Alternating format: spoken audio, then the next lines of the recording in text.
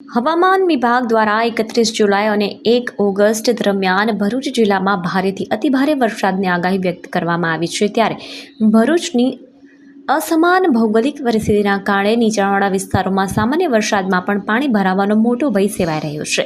પરિસ્થિતિને ધ્યાનમાં રાખીને નગરપાલિકા દ્વારા નીચાણવાળા વિસ્તારોમાં લાઉડસ્પીકર મારફતે એનાઉન્સમેન્ટ શરૂ કરવામાં આવ્યું છે। તંત્ર દ્વારા લોકોને સાવચેત રહેવા તેમજ ઘરવખરી અને કિંમતી માલસામાન ઘરના ઉપરના ભાગે સુરક્ષિત ખસેડી લેવા અપીલ કરવામાં આવી છે।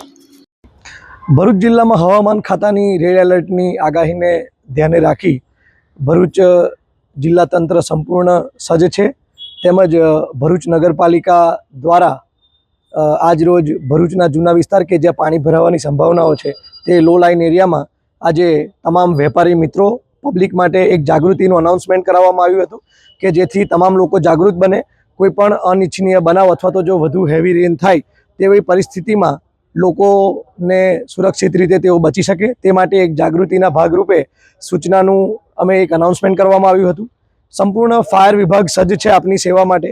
કોઈ પણ પ્રકારના અનિચ્છનીય બનાવ બને તો તાત્કાલિક અમને 101 ઉપર આપ અમારો સંપર્ક કરી શકો છો। અમે આપની સેવામાં તાત્કાલિક હાજર રહીશું।